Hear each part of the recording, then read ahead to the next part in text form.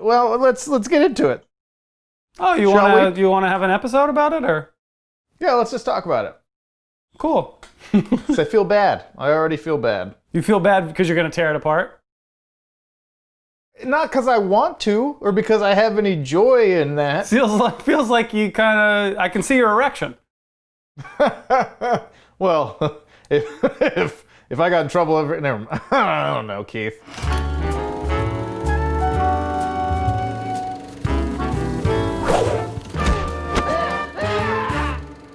All right, let's talk. Should we get into it? I don't know.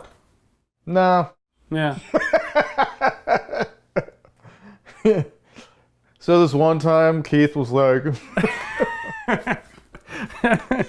Okay, so I love this movie. Willy Wonka and the Chocolate Factory is my number 6 favorite film of all time. The story, if you're unfamiliar, is the story of young Charlie Bucket, who gets a golden ticket to go on a tour of one of the most prestigious and elusive and mysterious chocolate factories in the world.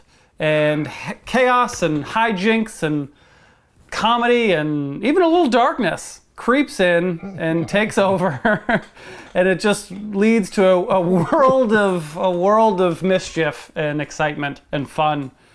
And Everett hates childhood dreams? Did I nail it? No, of course I love this movie. Of course I love this movie. Oh, good. I was really sad, and I thought you were going to just tear it apart. And I was like, what? Well, no, I'm gonna tear it apart.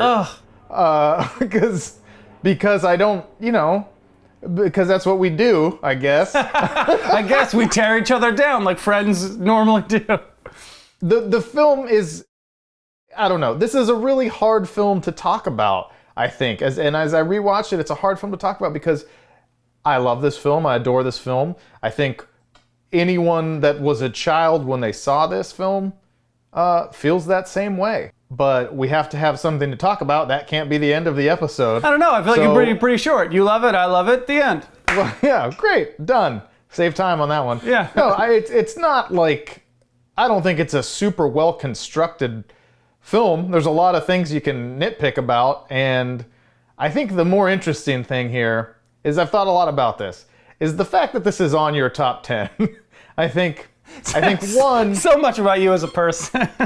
No, and this is your 6th favorite film of all time. Yes. Which, on its own, I don't think is that strange. Because we all make our top 10 lists of favorite films. These are our own personal favorite films. It's a personal list. I'm not saying it's the best, film. Yes. So it makes sense to me that there might be at least 1 or 2 sort of childhood favorite films on anyone's top 10 list. I have those too. Guess Who's Coming to Dinner, Fiddler on the Roof. What a difference just between like Fiddler on the Roof and Guess Who's Coming to Dinner, and Willy Wonka and the Chocolate Factory seem like you're such an astute, pretentious asshole young child. Did you go to boarding school when you were younger? All I heard was astute, and I appreciate it. Yeah. No, but like in my honorable mentions, I have the original Teenage Mutant Ninja Turtles film. So I understand wanting to put films that had an impact on you as a child, and this is a really enjoyable, culturally relevant film forever. Like, everyone loves it. But because it's in the midst of your top 10, which is filled with so many other questionable... this is going to sound like I'm trying to insult you. I am not. You are. There's not... Childish choices. I think it is concerning, and you might need to seek help. So Everett, when did you know there was a real problem with Keith? Did you see his top 10 list? That's fucking unacceptable.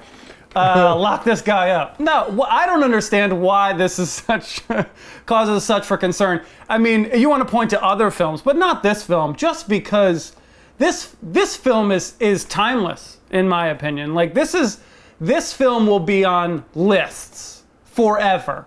Like, some version of some list. What list?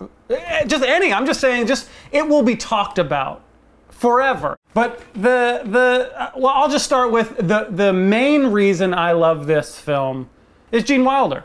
I adore Gene Wilder. He is the only lead actor, well, I would say lead or heavily prevalent actor or supporting actor, that's probably the word I'm looking for, twice in my top 10 films. He arises later, lower on my film, because I love Gene Wilder. There is something about his performance, and as a performance guy, I did want to ask you what you think of Gene Wilder in general and his performance in this film, because I think it's outstanding. I think it is so well done.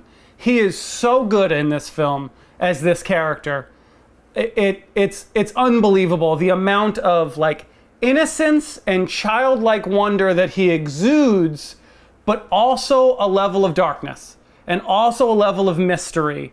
And you never feel like you can trust him, but yet you do, and you believe in him, and you go along on this journey, but unwillingly, but willingly. Like, it's this balance that he makes me feel as I watch this film of 1 minute, like he'll give you a treat in one hand and slap you in the other, and you're like, what is going on?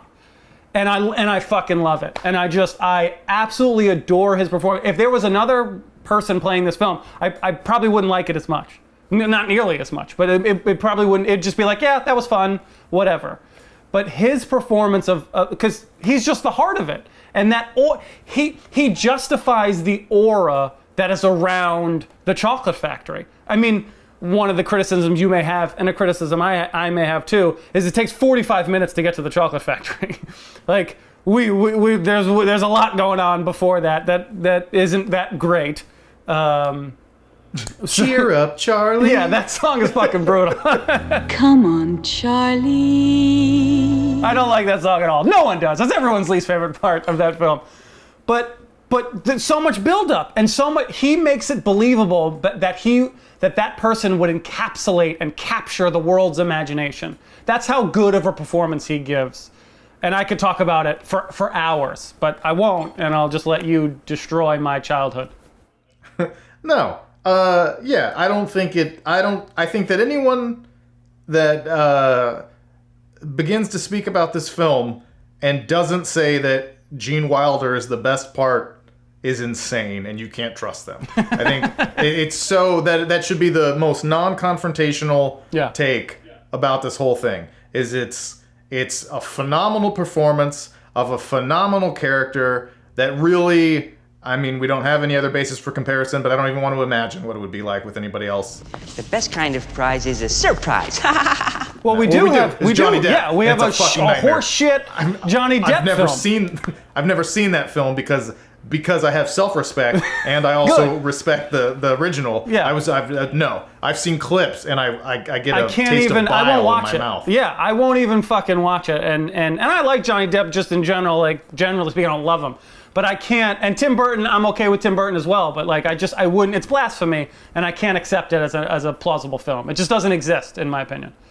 Johnny Depp is trash, Tim Burton is trash, everything about that fucking movie well, is now awful. we have a whole nother episode. Is Tim Burton trash? He is not. Well, he might have started as lukewarm, garbage, not sort of trash, but is now trash. Unless I ever get the opportunity to work with you, in which case, hello, sir. I greatly respect your body How would you like your coffee? Johnny Depp, you're a wonderful actor. I take it some of you have heard of me. Okay, Gene Wilder, yes, 150%. The performance is everything you said. There's so much nuance. He might be a serial killer. He might be the savior. It's wonderful.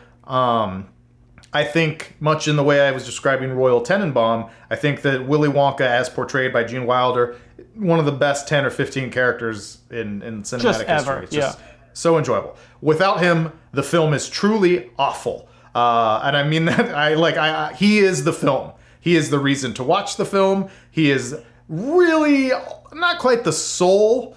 He is the soul of the film. He is the film. No, I was going to say soul, like the sole point of enjoyment, because that's not true. But everything comes from him.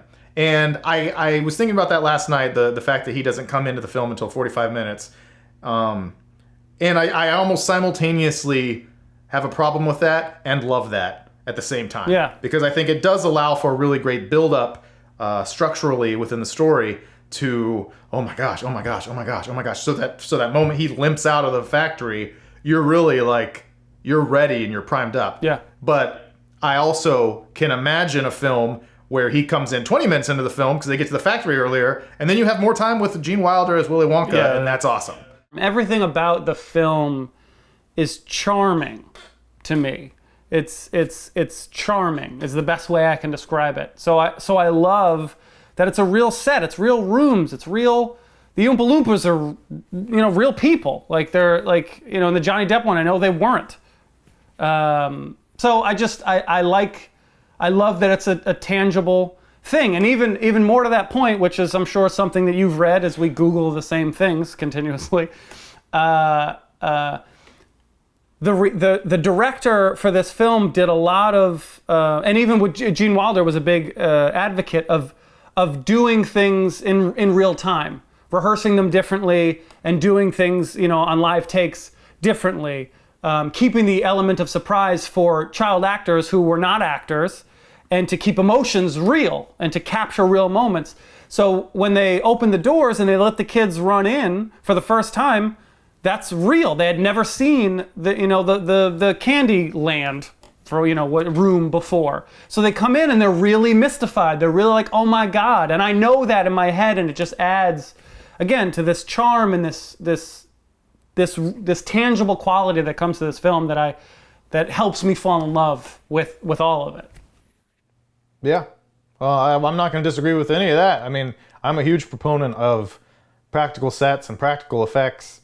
I would much prefer that to computer animated fake worlds and people walking on green screens and all of that. So there's a time and a place for it, but yeah, if anything, it's fine in a supplementary way where, okay, we built all this stuff, but then we use a little CGI to amplify certain things or what have you. But yes, I think the real nature of all the sets is a huge part of why this film is so memorable, and because you can really see it. Like even some stupid, like the everlasting gobstopper machine, just like shooting out arms in different areas behind the blanket, It's like that's really memorable because it's a real thing that you could reach out and touch. And if it was just some big smoking CGI animation, nobody gives a shit. It's in one ear and out the other. So yeah. Completely. So I got no complaints there either. So give me your complaints. How much do you hate this film and why? I love this film, as I've said at least 10 times. I only hear what I want to hear. No, but it's like, okay, if I watch this film from just out of enjoyment, I'm just looking to enjoy a film, I enjoy it. I love it. I don't overthink it. But if as we sit here and we discuss films, if you really want to break it down, I think, there's... I don't even know where to begin. These characters are all morons and terrible, and Grandpa Joe is a fucking sociopath, and I think little Charlie is one of the worst actors in maybe the history of cinema, and I think it's really strange that just like there's no logic. Like the Candyman song, okay, it's a great song. This old perverted candy shop owner is like, why is he perverted? Just he's clearly a pervert. Okay. Come on, he gives his big song and dance, but he's just throwing out free candy to every child. Like that's what no way musicals to run a business. are. That's what musicals are. Have you ever seen The Greatest Showman? I had this conversation literally the other day. Of course, I have not seen The Greatest Showman. I bet your girlfriend's seen it. She has. Yeah. I had the same conversation. In The Greatest Showman, Zach, handsome face, and Hugh Jackman are having a conversation, an argument about whether they're gonna work together, and they're dancing, and they're singing, and they're pointing, and they're getting up on the bar, and the bartender's in on it and throwing them shots. And my question was, is this supposed to be really happening? Or is this just like an embellished version of a normal conversation that they're having just to an elaborate song? So it's sort of like more in their heads or more metaphorical, Or is this supposed to be like, oh, they're literally dancing and I'm accepting this is reality? This is all musicals. The musicals are just... I know. So how can you not like that? But even I like it fine. I enjoy it. It's very entertaining.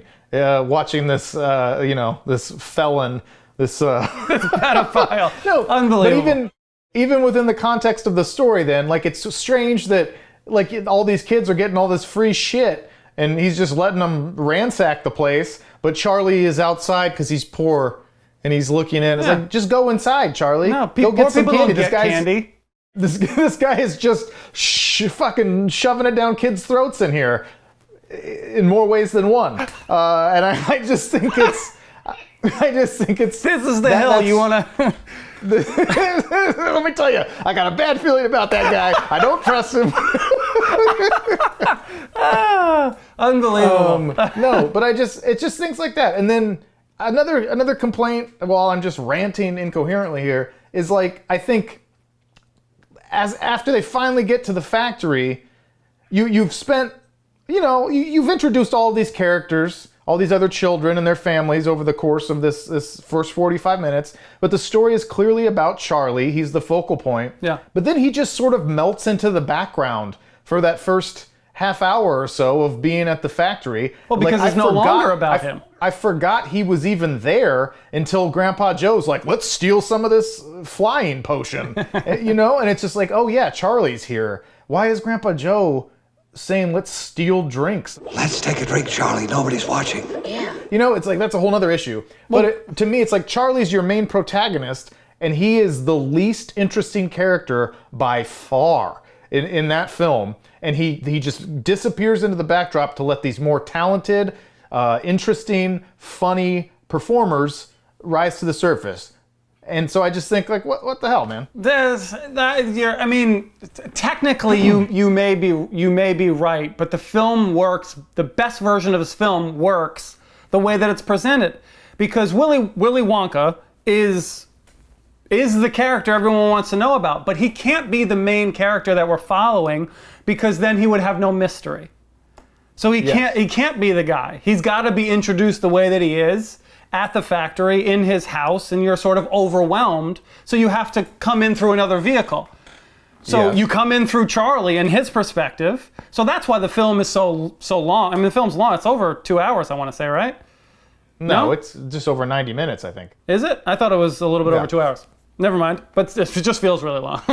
The hallmark of a great film. But that's why you spend all that time with Charlie and his family and that stupid song, Cheer Up Charlie. Like, I don't want any of that stuff, but you need it. You need it to develop to the backstory, and then to like know who this guy is, this kid is, so we can like leave him for a while. Like it's a necessary evil to keep the best parts of the film the way that they are. So I don't fault it for it. It's just the way that this film has to go.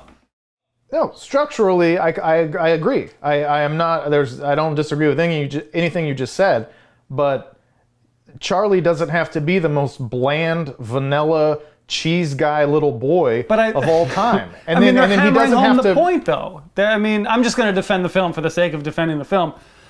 But fuck you. No, he has to be that way because he has to be pure and vanilla for the end of the film to work. And in contrast to all the other little shitheads that are running around, what I think is hilarious and one of the best parts about the film, if not the best part of the story, is that the film is so adult for such a kid's film. The whole film is preaching about how shitty kids are. And that these little assholes just want to watch TV and chew gum, and they're spoiled, and they're just rotten kids to the core that don't deserve all these things that they have in their life. And you need Charlie to be the angel, to be the innocent, good moral, good nature kid, to be like, see, if you are this person, you're rewarded in life. Not like these other assholes. Like, it's all needed to happen, so he can't be anything but that. There's a way to make his character all of those things almost, which I agree he does need to be. He needs to be pure, he needs to be the good guy, but and still be interesting. How? Give me an example. What would you do for Charlie? to make him more interesting and still keep the serenity around him. Just don't be such a little cheese guy bitch. Like he's just Don't be. Hold on, I'm taking notes because if I'm going to write something future, go ahead. he's just so and then also here's the other thing. Okay, keep him exactly the same, but at least give him something to do when they go to the factory. He literally just recedes into the background until the fizzy lifting drink scene where you don't even need him, and he's just occasionally pops up to like say like, this is really scary. Oh, Wonka's da da da. Like give him some motivation while because all those other kids, Veruca and Violet and Augustus and Mike, like all have shit to do. They have motivated things to do. They're funny performers. They have great back and forth with each other. Charlie is like not even having fucking discussions with them. Like you got Violet calling Veruca a twit, and they're you know Augustus, a little fat Nazi, falls into the chocolate. Like it's just, there's just Mike TV is all this is they have agency. Like the kids themselves have things they want to accomplish, and Charlie is just literally sitting there until Grandpa Joe gives them the worst advice of all time to drink some of that bullshit. Well, Grandpa Joe, John Mulaney has the best bit about what a piece of shit Grandpa Joe is. And he gets out of bed and he can walk. Fuck you. You could walk this whole time, you walrus mustache son of a bitch. You still need Charlie to be the way he has to be in the film. I think what Invisible? I mean, kind of, because he is Your the protagonist? Here's what I think you really mean. What I think you really mean is that the narrative of the film, which is always told through the protagonist and their goals, like that's what's driving the film, any film forward, is what the protagonist wants and needs and is trying to accomplish, is at a halt. The story as a whole comes to a halt because the first half of the film is, we got to get to the chocolate factory. I want to get these golden tickets. That's the goal. The goal of the protagonist is to get the golden ticket. Once he does that, we still have another 45 minutes to go of the film. So the film doesn't have a goal. The tour of the film, the tour of the chocolate factory, that doesn't have a goal. It's just kind of happening. Unbeknownst to the audience, the reason for this whole thing is happening because of Willy Wonka's ultimate goal is to find a successor, but we have no idea that that's happening. And we can't know that that's happening because it sort of spoils the end of the film. So that, I think, is what your beef. It's not really with Charlie, it's the film has no point once they get to the chocolate factory. What's the point of the film? We just go on a tour. As the audience, we're just going onto the tour. And we go, okay, this is cool and fun, but there's no real point at that point. And Charlie reflects that. Maybe. I mean, maybe. But, after the benefit of repeated viewings, you know the point, and that's fine, but Charlie's still the problem to me. He could have still worked. The construct of the film can still work. I don't need to know what goal it is, but I need to know why my main character is there, or at least what he's doing, or at least be entertained by him, care about him. I don't care about him at all. He's completely overshadowed by literally everyone else in the cast for half an hour of the entire second act and the beginning of the third. Like it's, He sucks. Charlie Bucket sucks. The end. Oh, another little thing about how shitty Charlie is. Oh, good. We're back on this. Why did he fake having a ticket in that early scene? It was like the first or second bar he opens is like the gifts, and he's like, "I got it." Just to fuck with you. Fooled you, didn't I? Yeah. Yeah. What a little fucking shithead that kid is. I just, tell me why that needed to. What was the point of that? I don't know, just to fool the audience because you're expecting it. Like the audience, they know the plot of the film. So they're like, oh, he's gonna get a chocolate bar. He's gonna get into the, he's gonna get the golden ticket. This must be it. And then you go, oh, wait a second, it didn't happen. Okay. All right, whatever. I'm just going to rapid fire you here. Okay, I'll defend this movie all day. Those 4 grandparents hadn't gone out of bed Nope. in 20 years. Of course not. How do they go to the bathroom? These bedpans? Is it a bedpan situation? Absolutely bedpans. Okay. How does Grandpa Joe get his tobacco from the mom? Or Charlie. Or Charlie sneaks it Or to him. Charlie. How does he get the candy bar that he sneaks for Charlie? He's a Russian spy. I have no fucking clue. I'm just saying, you start putting a little critical thought to a lot of these plot devices. It's like, so okay, because the only option is the mom. So Yeah, the mom I had to assume get the mom But does- the mom would have done that. The mom would have gotten, and the mom's serving cabbage water to 6 people every night, and she's going to go buy a candy bar as a secret gift. Yeah. I don't know how he Just gets a the lot. candy bar. Yeah, I don't know. The beginning of the film, I only care about the second half of the film. Well, I love all the stuff that doesn't involve Charlie in the first half of that film. Charlie Yeah. and his family, which is awful and terrible, but all those little gags as they show random people around the world searching for the tickets are really some of the best parts of the film. The guy who creates the machine that's going to tell them where it is, and the woman who it's like not going to give the ransom to her kidnapper, the people who kidnapped the husband. Miss Curtis, did you hear me? It's your husband's life or your case of Wonka bars. How long will it give me to think it over?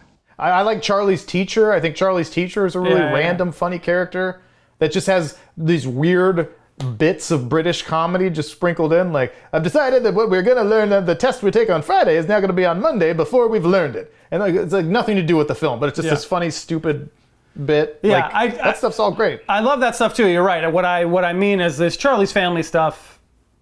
I don't need from the song to like them just being in his birthday. Like I don't need his birthday. Like I just but listen to yourself. Like I think we basically agree that Charlie is a worthless character for almost the entire time they're at the factory, and now we both agree that we wish there wasn't any Charlie or his family in the first half of the film either. Like that is a weakness. The protagonist of the film, we don't want to spend any time with throughout the entire film. He's forgettable. He's distracting us from the things that are actually funny and entertaining. So fair. And you're bullying me into this. What am I? What? So then, how do you fix it then? Like, what do you do? Because to me, and I think it's more of like the times. I just hate like the orphan trope that it feels like it is. It's just like this. Please, I need help. Like it just we have no money and no nothing. Like I can understand that he's a good moral person and he cares and he's got good family values without this like heavy-handed sob story. Like the sob story is what I choose to sort of look past. Like I get it. He's a good guy and I just want to move on from it. So but how do you keep that sentiment in the film but not make it stupid and heavy-handed? Well, you make his mom hot. So then you want to watch. Because you think, hey, maybe this might take a turn. Right. So we get J-Lo. And she's now No, I mean, this is going to sound like a joke, but you have to give him a little personality. Like he has to have at least a personality trait or two, like a definable quality to him, a characteristic that is not just he's really sweet, like he even if there's just a slight bit of a little side story or something. Like this is literally just something I'm making up as I'm I want to hear it talking here. But even if there was an extra 8 minutes of the film that was devoted to 2 scenes of Charlie having like a little crush, a little girlfriend that he talked to at school, and he was really interested in impressing and was ashamed of his family's situation and didn't want to invite her over, but she was really excited for him when he got the ticket. Like just something like that can give him a little depth, that maybe sets up some different, a slight change in scenery in a couple of the shots. I don't know. Yeah, maybe she's like, let's go into the candy store, and he's like, I don't have any money, and she's like, I'll buy you a candy bar. Just something like, I don't know. So That's one thing. I hate to give you credit because you don't deserve any of it, but that's a great idea to give him a goal to like. Because if he had a little crush and she bought him a candy bar in that first opening scene where he's like in the window and crying or whatever, then it makes the lifetime supply of chocolate a little bit more important to him to then give I'll give you gave me one candy bar, I'm gonna give you candy bars for the rest of your life. The fucking world of candy. The world of candy because you're so sweet and I love her and this is the way I can show like. Even that little bit, you're right. Like, because now his motivation is like, I got to get through the end of this tour so I can get this candy to get back to, and then he gets the whole, the whole thing. And the last shot of the movie could even be him like inviting her into the factory. Inviting her in because he's like, anyone can come. Like, yeah, I think it's a great idea. We solved Willy Wonka and the Chocolate Factory. I solved. I was there. No, you helped. But just something like that. That would be my point. I agree. Charlie Bucket sucks. Charlie suck it, more like it. Zing. He's a. We can't do enough Gene Wilder appreciation. Oh, great. Let's give him more on that. I think my favorite line of the film, bar none, is when he says, the suspense is terrible. He's gonna go this time. I hope it'll last. Go on, boy. as I think that's right, as Augustus is going to get launched up into the tube. He's just like nibbling something. It's just so, there's like a, we're going to beat this to death, but whether he's evil or whether he's nice, you don't know the whole time. But there's also like a little hint of like sexuality that he imbues with that character, where he's like, not in a creepy way, but just like he's just kind of flirtatious. Yes. And that suspense last line is just like, is he getting off on this? Yeah, he's perverted. And not, I don't mean like an overtly sexual perversion, but it's just like not a in perverse... the Candyman way. Yeah, that guy. That guy should have a picture in a post office somewhere. No, but there's like a perversion to him of just like he has a warped sort of enjoyment of life. There's too many little quips to name, but that's one of them. That's like these little. He never answers a question straight. When they first coming to the Candy Land area, and there's like, is this some kind of fun house? And he goes, why? Are you having fun yet? Or something like that. And it's just like he answers, but not really. It's still just in like a roundabout way where you never get a straight answer, but it is an answer. And you're just forced to like sort of accept what's happening. I obviously love, which I'm sure everyone does, the recurring bit that Wonka has where he, stop, no, come back. Yeah. all those, help, police, murder. Yeah. Like those lines are just, I mean, they're just fall down funny. Stop, don't come back. I think something that I always remember about this film as I watch it is it's a really genius plot device. I don't even know if it's a plot device technically. It's just an element to the story to really base it around the magic of candy. I think if you're making a kids movie, to make the whole movie about the just the magical world of candy is really genius, because that's something every kid is, I just remember thinking just being so overwhelmed by that concept. A whole room that's all candy. I always love when Charlie buys that scrumdiddlyumptious bar and he's just like shoving these chunks, and I'm just like, oh, I can taste that. Like I remember being a kid and being like, oh, that looks so good. Yeah. Like he's having a whole meal that's just this chocolate wafery bar. In the film, speaking of old candy, in the film, I used to get these as a kid, and I don't even know what the fuck they are. But they're in the film, but I remember them. They're like, it's like a roll of paper with like dots of sugar, and you would like peel them off and you would eat them. I don't even know what those are. But they're in the film. I remember the guy, like the pedophile that you love so much. He like pulls them out and like gives like a streamer of, and the kids are like, yeah, and they're peeling them off. I don't even know where I got, but I remember them. And I don't know what they were, where I got them. but I ate them. Yeah, I remember those too. I never liked them, but I remember they were like paper candy. I'm gonna tell you something about that. It's very relevant to these times, Keith. What's the over/under percentage that there's a elaborate system of tunnels leading from that Candyman shop to Wonka's factory? They're smuggling children. Wonka's just making kids disappear. Oh, they're going to the furnace. There's a lot of subtext here, Keith. I don't know if this is the episode we start talking about Pizzagate, but I don't know if you know this, but the candy guy's son goes on to create Wayfair.